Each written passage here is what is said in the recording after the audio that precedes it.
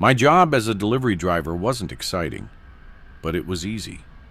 Pick up the order, drop it off, hope for a tip if I was lucky, and repeat.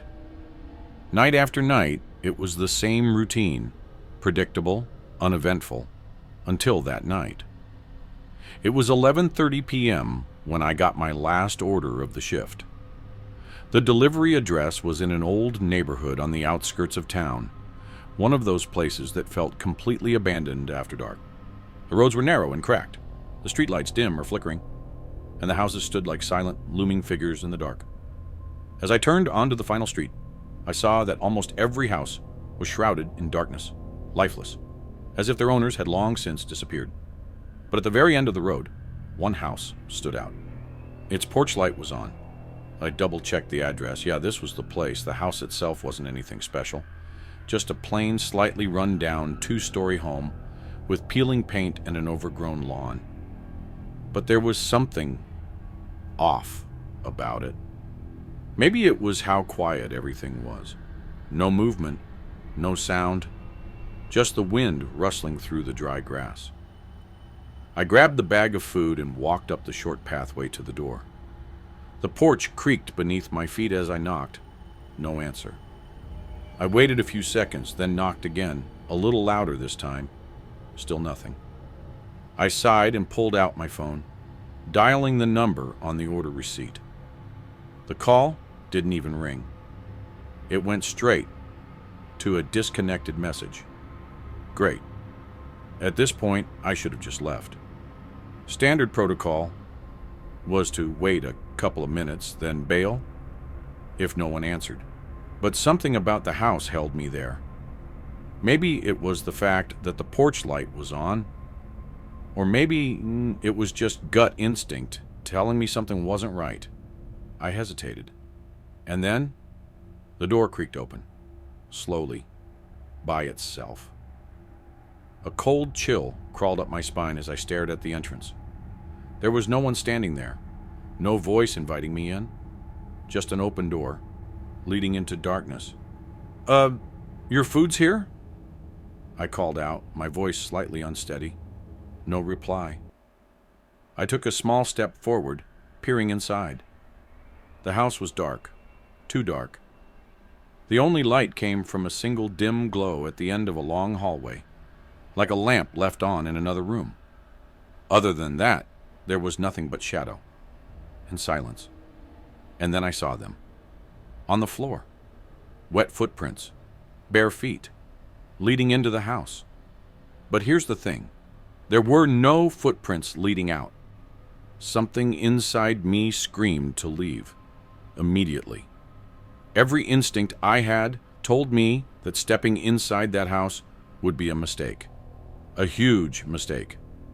I took a shaky breath, carefully placed the food bag on the doorstep, and turned to walk away, fast. But before I could even take 2 steps, a noise, a soft, whispering shuffle from inside the house. I froze, turned back. The door was still open. The hallway was still empty. But something had changed. I couldn't quite place what it was at first, but then I saw it. The footprints. They were different now. They had shifted slightly, as if someone, something, had moved. And then, deep in the house, beyond the dim glow of the light, I saw it. A shadow. Not moving, not walking, just standing there, watching me. I didn't think. I ran. I ran back to my car so fast I nearly tripped over myself. My hands shook as I fumbled with the keys, my breath coming in sharp, panicked gasps. The engine roared to life, and I didn't waste a second. I sped off, my heart pounding so hard I could feel it in my throat. I didn't look back. I couldn't look back. It wasn't until I was halfway across town that I finally started to calm down. My hands were still gripping the wheel too tightly, my pulse still racing. What the hell had just happened? I pulled into a gas station, parked, and sat there for a while, trying to catch my breath. My brain kept trying to rationalize what I saw. Maybe it was just some weird trick of the light. Maybe I had imagined the whole thing in the dark. Maybe... No, I knew what I saw. I saw the door open on its own. I saw those footprints. And I saw that shadow. The next morning, I couldn't shake the feeling that something was wrong. That lingering unease, like an itch in the backs of my mind. So out of pure curiosity, or maybe just a twisted need for closure, I searched for the address. But I couldn't find it. Not on the delivery app, not on Google Maps, not in any official records. It was like the house didn't exist, like it had never existed. And yet, I had been there. I had stood on that porch. I had seen that open door. I had seen what was inside. I don't know what that place was, and I don't want to know. But ever since that night, I made one simple rule for myself: no deliveries after 11 p.m., ever. 'Cause some doors, they should never be opened.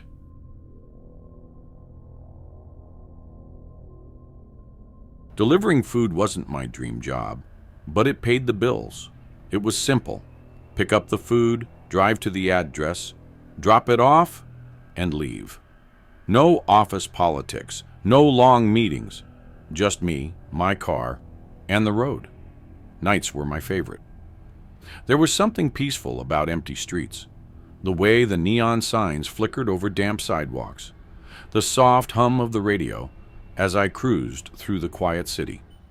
But every job has its downside. For me, it was the weird orders that came in late at night. I had a rule: never accept deliveries after 11 p.m. Not because of safety concerns or anything like that, just a gut feeling. After a year on the job, you start noticing patterns. The later the order, and the stranger the customer. Drunks who forgot they ordered. Creepy dudes who stared too long. Houses that didn't look like anyone actually lived in them. I had ignored my own rule before. Nothing bad had ever happened. But something always felt off about those late-night deliveries. And then, one night, I ignored it one last time. It was 11:40 p.m. I had already decided to call it a night when my phone buzzed. One last order. I hesitated. The payout was really good, way more than usual, for a short-distance delivery. I checked the address. A neighborhood on the outskirts of the city. Not far, but not exactly on my usual route. The kind of place where streetlights were sparse, houses were far apart, and silence stretched thick between them. I sighed. Easy money. I accepted the order. The drive took longer than expected. The roads out here were rough, cracked asphalt that hadn't been maintained in years. Trees loomed over the street, their bare branches clawing at the sky. The house appeared at the end of the road. It was old, 2 stories, with a steep roof and a porch that sagged slightly in the middle. The windows glowed faintly from inside, but the curtains were drawn. No decorations, no signs of life. I parked, grabbed the food bag, and stepped out. The air was colder here, carrying the damp scent of rain-soaked wood. I walked up to the porch and knocked. Nothing. I knocked again. Still nothing. I pulled out my phone and dialed the number listed on the order. The number you are trying to reach is not in service. I frowned. That didn't make sense. How had they placed the order then? Something felt wrong. I should have just left the food and walked away. But before I could make that choice, the door opened. Not all the way, just a crack, just enough to reveal darkness inside. I stepped back. Your food's here." No response. A minute passed. The door remained slightly open, like it was waiting. I hesitated. Then, as I bent down to leave the bag on the doorstep, I saw it. A hand, not reaching out from the door, lying on the floor just beyond the threshold. Still, motionless, fingers slightly curled like they had been reaching for something and never made it. My breath caught in my throat. For a second, I convinced myself it was fake. Some kind of prop, maybe a prank, maybe... Then I heard it. A sound from inside the house. A soft, shuffling noise, slow, deliberate, like someone walking barefoot across a wooden floor. I took a step back, then another. The door closed, silently, like it had never been open in the first place. I didn't think. I turned and bolted back to my car. Heart hammering, I jumped in, locked the doors, and shoved the keys into the ignition. I looked up. The house was still there, still quiet, still wrong. I stared at the door, half expecting it to swing open again. Nothing happened. The porch light flickered once. I peeled out of the driveway. By the time I got home, my nerves were still shot. I parked, killed the engine, and just sat there, trying to make sense of it. Had I imagined it? Maybe the hand was just a mannequin, some weird Halloween decoration left behind. Maybe the noise was the house settling. Maybe I checked my delivery app. The order was gone, not marked as completed, just gone, like it had never existed. I told myself I wouldn't look up the address, that I'd just forget about it. But the next morning, my curiosity won. I searched the address on Google Maps. No house, no empty lot, just a dead-end street. I checked city records. No house had been built there in over 50 years. I checked again, over and over. Different sites, different sources. That house didn't exist. But I had been there. For weeks I tried to move on. But strange things started happening. The first time, I barely noticed it. Just a weird, damp footprint near my front door. But then it happened again. And again. Wet footprints. Leading up to my door, but never away. Then came the dreams. I was standing in front of that house. The door was open again. And inside, lying just beyond the threshold, the hand. But this time, it moved. Fingers twitching, crawling, reaching. For me. I quit my job a week later. Not because of the dreams, not because of the footprints, but because one night, just as I was about to head to bed, someone knocked on my door. I froze. My apartment was on the 3rd floor. No one should have been there. The knock came again. Soft, slow, like fingertips brushing against wood. I held my breath. Then, silence. I never checked, never opened the door.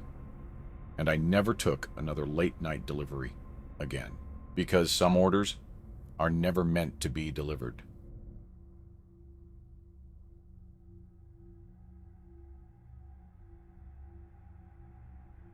I've been working as a delivery driver for about a year now. It's not glamorous, but it pays the bills. Most nights are predictable. Pick up an order, drop it off, maybe get a tip if I'm lucky. Rinse and repeat. But every once in a while, something happens that makes you reconsider the job altogether. This was one of those nights. It was a slow Tuesday evening, and I was getting ready to call it quits when my phone buzzed with a last-minute order. The app showed it was prepaid, meaning I wouldn't have to handle cash. The delivery instructions were blank. No special requests, just a simple meal for one. The address was in a quiet neighborhood on the outskirts of town. I had been in the area before, and while it was a bit of a drive, it was usually an easy drop-off. So I accepted the order, picked up the food, and started heading that way. The neighborhood was dark when I arrived. Most houses had their lights off, and there were no cars on the road. It felt abandoned, almost, like the entire street had gone to bed early. I pulled up in front of a house with the number 1768 displayed on the curb, checked the app, same number.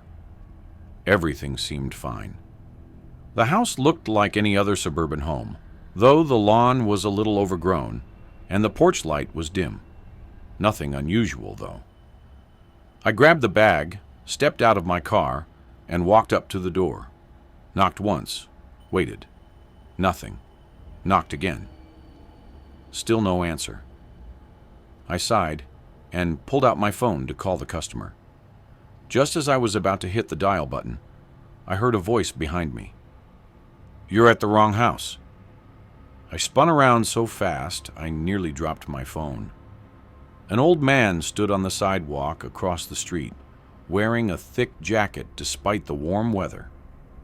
His hands were tucked into his pockets, and he was watching me with an expression I couldn't quite read. I glanced at the address again, then back at him. "This is 1768, right?" The old man nodded slowly. "Yeah, but nobody lives there." That sent a chill through me. The house looked normal. Sure, it was a little rundown, but nothing that screamed abandoned. The porch light was on. The front yard wasn't in perfect shape, but it wasn't completely overgrown either. "There's gotta be a mistake," I muttered, opening the app again. The phone number was still there. I tried calling. It rang. Once, twice, then straight to voicemail. The old man just stood there, watching me. I should have left. I wanted to leave, but something kept me rooted to the spot. Maybe it was curiosity. Maybe it was stubbornness. Or maybe it was the feeling, deep, gut level, that something was off. "How long have you been doing deliveries?" the old man asked. I looked at him, thrown off by the sudden question. "About a year." He nodded. "Then you should know by now. Some orders aren't what they seem." The way he said it sent a shiver down my spine. "What do you mean?" He lifted his chin toward the house. "That place has been empty for over 5 years.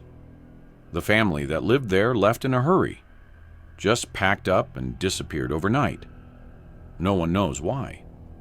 Since then, the house has been strange." I swallowed hard. "Strange how?" "Lights turn on inside sometimes, even though the power should be cut. Occasionally, people see someone in the windows, and every few months, food deliveries show up, just like this one." He nodded toward the bag in my hand. I didn't know what to say. I turned back to the house, my heart pounding. I hadn't noticed it before, but now that I was looking more closely, the windows were dark, too dark, like the kind of dark that swallows up any light. Then I saw it, a shadow. It moved, just barely, behind one of the curtains. I froze. The shadow wasn't shaped like a person standing near the window. It was taller, stretched, wrong. I took a step back, nearly tripping over my own feet. When I turned to the old man, my mouth dry, he just shook his head. "I wouldn't leave that there if I were you." I didn't need to be told twice. I turned, practically ran back to my car, and jumped inside. My hands were shaking as I shoved the bag onto the passenger seat and started the engine. Before I could drive away, I made the mistake of glancing at the house one last time. The front door was open, wide open, and inside that doorway, in the deep, impossible darkness of the house, something moved. I didn't stick around to see what it was. I floored it, speeding down the empty street, not caring if I was going over the limit. My heart pounded so hard it hurt.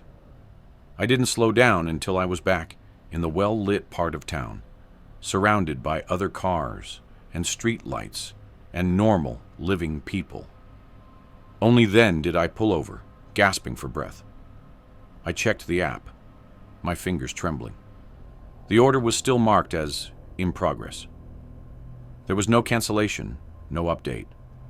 I could have sworn I left the food at the house, but somehow the system still showed I had it with me. I grabbed the bag and, against my better judgment, peeked inside. The food was gone. The bag was empty. I stared at it for a long time, my mind struggling to process what I was seeing. I knew I hadn't opened it. I hadn't touched the food. And yet, it was gone. I slammed the bag shut, threw it onto the floor, and forced myself to breathe.